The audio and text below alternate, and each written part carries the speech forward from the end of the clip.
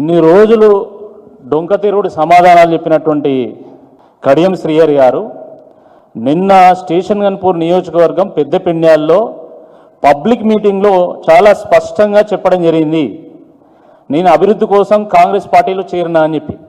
మరి ఇన్ని రోజులు నోరు తెరవనటువంటి కడియం శ్రీహరి గారు నిన్న ఎందుకు మాట్లాడాడు?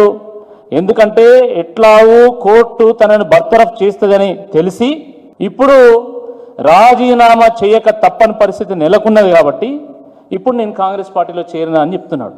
నియోజకవర్గ అభివృద్ధి కోసం కాంగ్రెస్ పార్టీలో చేరిన అన్నటువంటి కడియం శ్రీహరి గారు మరి ఇన్ని రోజులు ఆ ముక్క ఎందుకు చెప్పలేని అడుగుతున్నాం. 40 ఏళ్ళ సుదీర్ఘ రాజకీయ అనుభవాన్ని రంగరించుకొని ఈరోజు అభివృద్ధి కోసం అధికార పార్టీలో చేరాలి, అడ్డదారులు దొక్కాలి, నమ్మిన పార్టీని ముంచాలి, నమ్మిన జనాన్ని మోసం చేయాలనే ఒక సందేశం ఇస్తున్నాడు. ఇంత దిగజారుడుతనమా? నువ్వు ఏ పార్టీలో ఉన్నావంటే నేను ఏ పార్టీలో ఉన్నానో గా పార్టీలోనే ఉన్నా అని చెప్పి మాట్లాడతాడు. మళ్ళీ ఏమనంటే నేను సీనియర్, నువ్వు నిజాయితీకి నేనే మారిపోయారు, నేను పుట్టినాక నేను నిజాయితీ పుట్టింది ప్రపంచంలో అని చెప్పి మాట్లాడతాడు. దేంట్లో సీనియరీనా?